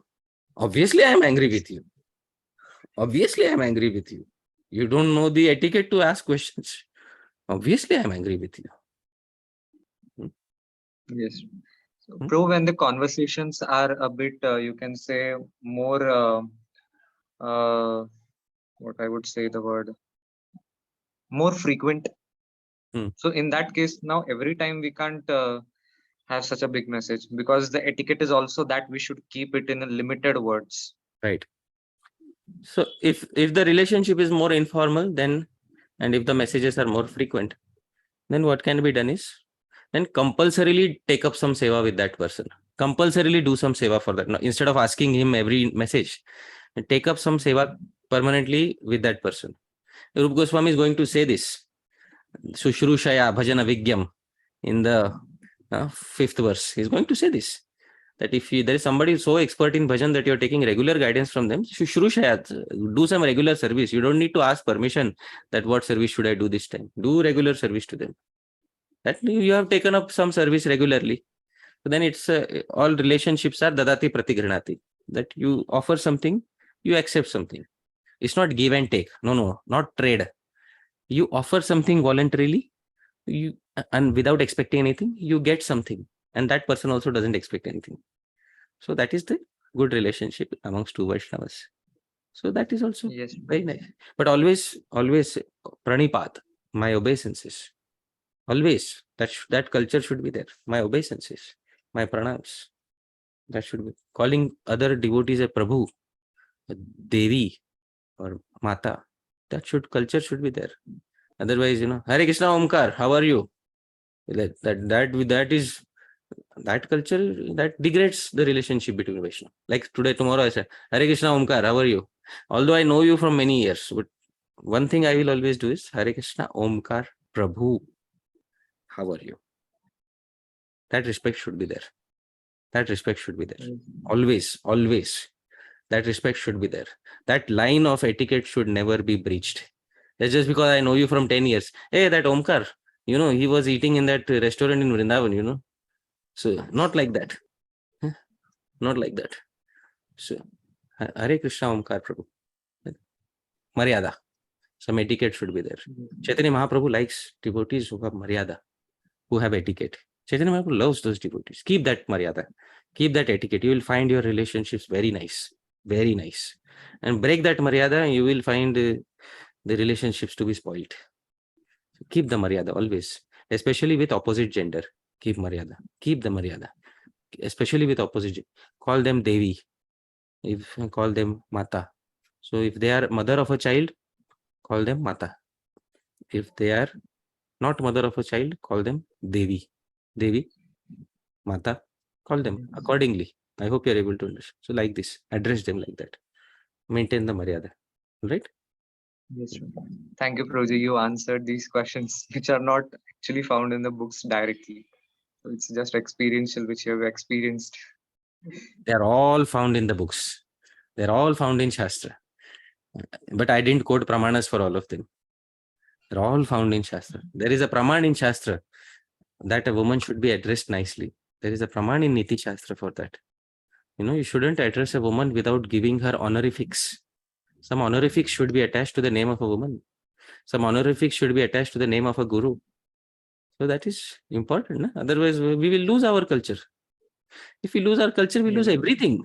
This is all that we have gained from, our past acharyas. We don't want to lose our culture because we'll lose everything then. All right? Thank you, Prabhu. Thank you, Prabhuji. Hare Krishna. Next we have PW. Hare Krishna Prabhuji.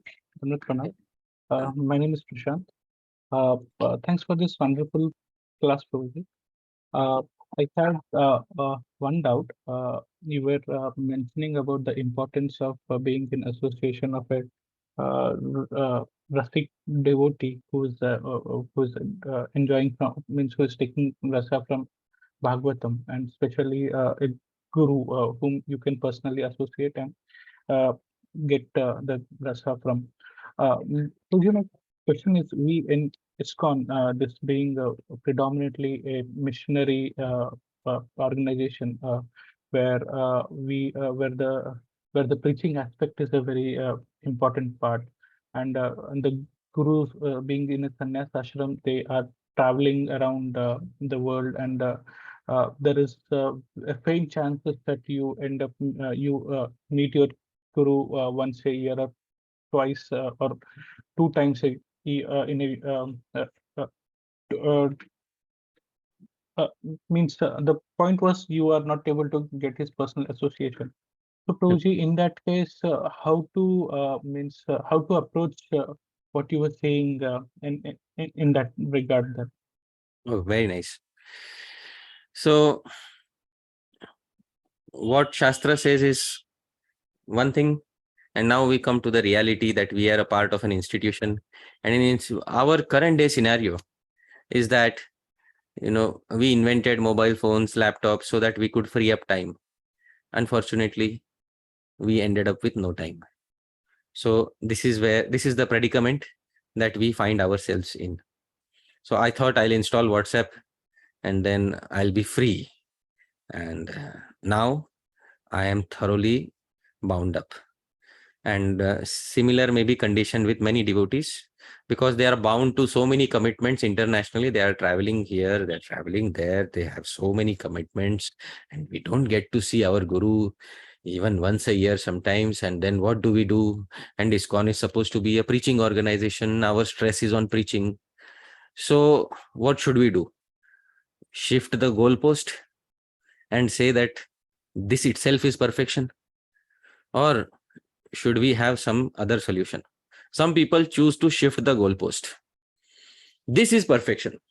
Forget about what Rupa Goswami said. This is perfection.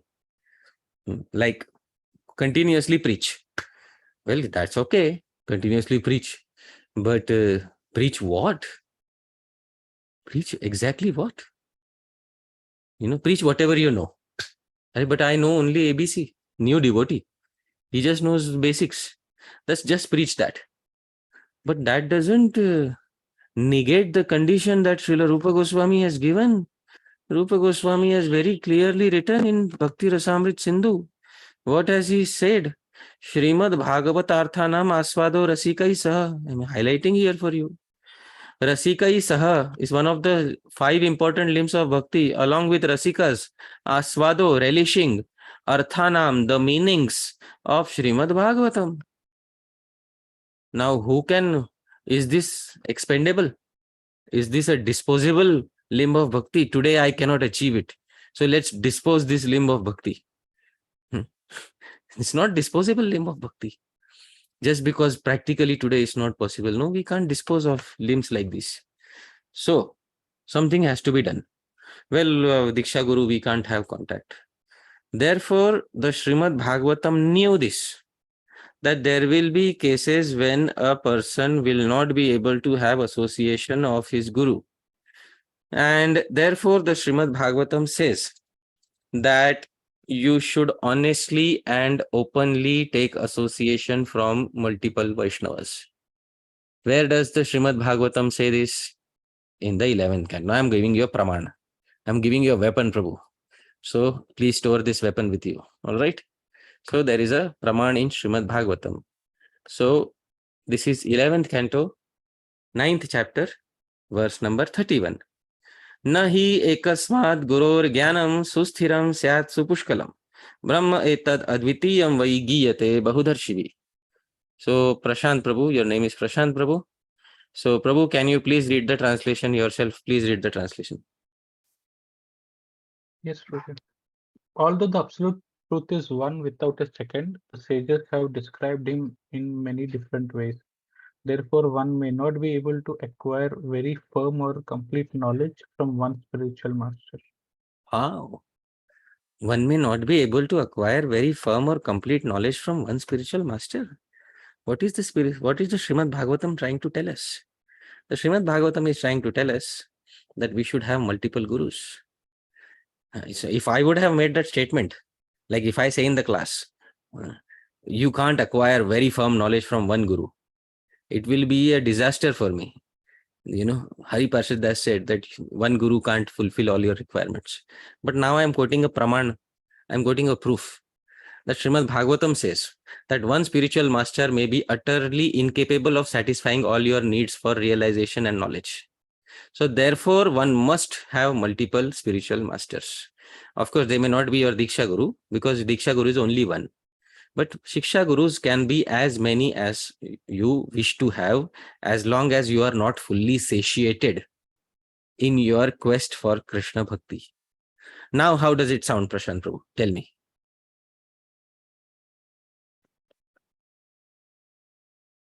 Are you This is satisfied? comforting, Prabhu.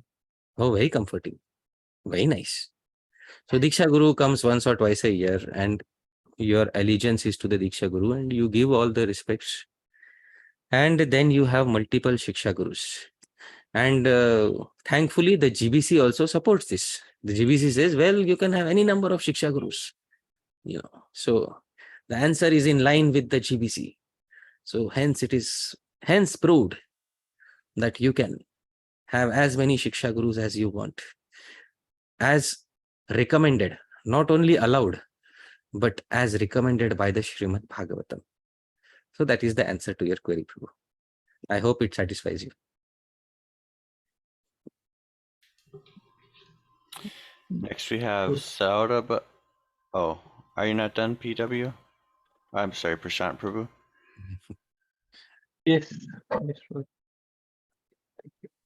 Okay. Next we have Saurabha Sharma Prabhu. Hare Krishna Prabhu. Thank you for the class. Though I missed most of it, I will hear it back later. My question is almost answered by Prashant Prabhu's questions, your response. I have a minor comment that I need for my understanding. As you mentioned, we should be part of Vaishnav culture, and our Vaishnav culture demands, expect us to act in a Vaishnav way. So when we are dealing with, senior Vaishnavas, this is very automatic.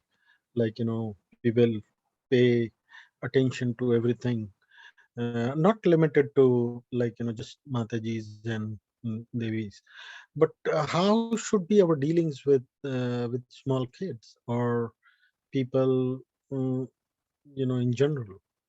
Uh, I have seen even parents calling their kids Mataji and their own kids like Prabhu. So how to understand this? Because if you have that reverence for the kids, yes, they are responsible for their upbringing, but then parenting will become very difficult. Right. So, how to address children, especially you have, and how to deal with children and other devotees in general. First and foremost, one should address a person in a way that is described in Shastra. I am using a term. It is called Yatha Sambandham, as your relationship with that person is. Now, Shastra says this. I am specifying a quote from Shastra. This is Shukra Niti. Shukra Niti, it specifies this. 3rd chapter, verse number 18. Yatha sambandham ahuyad abhashashvasya vaistriyam swiyam tu parikiyam va subhage bhaginiti cha. Before or after conversation or during conversations, one should address ladies related to oneself using appropriate address for each relationship. Yatha sambandham. What is your relationship? If a relationship is elderly lady or she's actually our mother, then oh mother. Now, if the relationship is wife, then it is foolishness to call her Mataji, because that is not the relationship. Some devotees do that they are calling their wife also Mataji. So that is some devotees, they are storing their wife's number in their phone, Mataji. So it's not your sambandha. She's not your mother. So, etc. And for ladies who are not related to oneself, one should address them as Subhage, fortunate one, Bhagini, sister, Devi, etc. Yatha sambandham. What is her age? How do you perceive her? So like that. So this Yatha sambandham apuyat. So this is what Shukra Niti says. Now Srila Prabhupada said, Matrevat paradarishu. Now if she is married to somebody else, paradarishu, she is married to somebody else, then you should see her as a mother. So try to see her as a mother. But still, if she has not given birth to a child yet, so she's not exactly a mother till now. For us, she's a mother because she may give birth to somebody else's child. That's okay. But then we can either call her Mata or Devi, one of these two. This is how addressing should be done. Now, second thing is how to deal with kids. Now, kids, we should, call them using their names. Yatha sambandham. Call them using their names. And because they are younger to us. But respect should be maintained. Respect because they are somebody else's, they may be somebody else's kids. So what do their parents expect from us? We should keep that in mind. Because they're somebody else's kids, so we should treat them as their parents expect us to treat their kids. And we should also have our own, line of morality, that kids of others, we should not become too harsh with them. Kids of others, we should not even pamper them too much. Sometimes I have seen some people, they just give out sweets to kids freely. The parents don't like that their children should have sweets, but they're just kids, so I just gave out a sweet. So it's not like that. You have to see what relationship is there, and then based on the relationship, then you can deal with that. Sometimes some people, what they do, they see a kid and they just pick up the kid, but it's not your kid. It's not your kid. So some distance should be maintained, and when there is familiarity, then obviously these things can happen. But the parents' consent, what do the parents feel about it, and what does the general society feel about it, all this should be taken into consideration. That's all I would like to say about this. Hare Krishna. Next we have Abhimanyu Prabhu. Hare Krishna, Prabhuji. Prabhu, my question was that sometimes we see that we are not able to understand that what level of Vaishnava should we actually accept as our Shiksha Guru, because we hear that Shiksha Guru should be seen as same as Diksha Guru, and we also hear that actually each and every Vaishnava in some way is our Shiksha Guru. So what level of Vaishnava, who should be that person to whom we can consider as our Shiksha Guru? Who should be that person whom we can consider our Shiksha Guru? So in an ideal case, a Shiksha Guru is somebody who is an Uttam Adhikari. Srila Prabhupada will specify this ahead in the Nectar of Instruction purport, one of the purports, that a disciple should be careful to accept an Uttam Adhikari as his spiritual master. So I am sharing this screen with you. Abhimanyu Prabhu, you yourself can read. Please read from here. A neophyte Vaishnava or a Vaishnava situated on the intermediate platform can also accept disciples, but such disciples may be on the same platform. Must be. It should be understood. Yeah. Mm. And it should be understood that they cannot advance very well towards the ultimate goal of life under this insufficient guidance. Therefore, a disciple should be careful to accept an Uttama Adhikari as a spiritual master. Yeah. So at least one of the spiritual master, Shiksha or Diksha, should be Uttama Adhikari. That is my reading of this. That at least one of the spiritual masters of an individual should be an Uttama Adhikari, so that that person is able to get the highest fruit from the tallest tree. Because Prabhupada himself is saying here that a neophyte Vaishnava or an intermediate Vaishnava can also accept disciple. Disciple here means Shiksha or Diksha disciples. But such disciples must be on the same platform, because they cannot advance very well under his insufficient guidance.